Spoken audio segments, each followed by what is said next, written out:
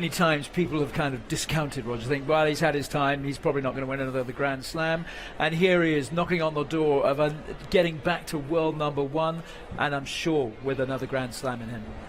It's definitely looking that way. I mean, he's been, from Wimbledon, where he was so close. He was the hottest player on tour for that U.S. Open swing, final in Toronto, win in Cincinnati. So playing some great tennis, and of course, the last few weeks as well. Basel, Shanghai, playing amazing tennis against Djokovic, stopping. There's another run that Djokovic was on that in Asia, and it was Federer was the man who stopped that. So I mean, there's no sign of him slowing down right now. No, and we talk about him being 33 years old. Surely that's too old to be, a tennis star of that magnitude. But in fact, the kind of average age of the top guys on tour over the years has increased considerably. I mean, we're talking about the late 20s now, aren't we? Yeah, I think we're up to 27, 28 average age of the top 100. But I mean, he's a very smart guy, isn't he? He's picked a very good schedule. I mean, he has a big team around him, kept himself in great shape. I think last year, of course, he struggled with back issues, and you could see that just in his performances at time. He was struggling physically.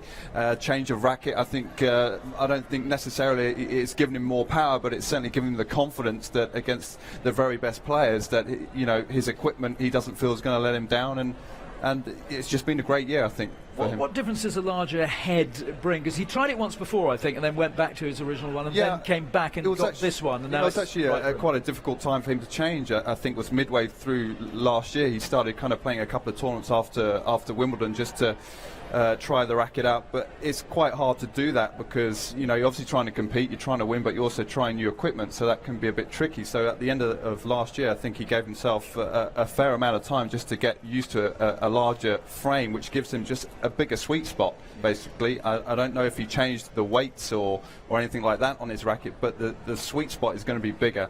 It just allows you just not to miss-hit the ball, but you don't have to kind of hit it dead out the centre, because his last racket was a very small head and a very thin beam, and if you didn't get it out the middle of the racket, it's not going anywhere. It's like the equivalent of using blades in golf. If you don't get it out the middle of the club, it'll dribble 50 yards in front of you. So I know that in a way, it's just given him we all know that.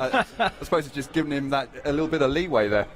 Yeah, just going back to one thing Charlie said, it's the crowd that he draws now. I mean, I know this is nothing new, but in terms of the ambassador that he is to the game of tennis, that hasn't diminished either. That just seems to get bigger and bigger.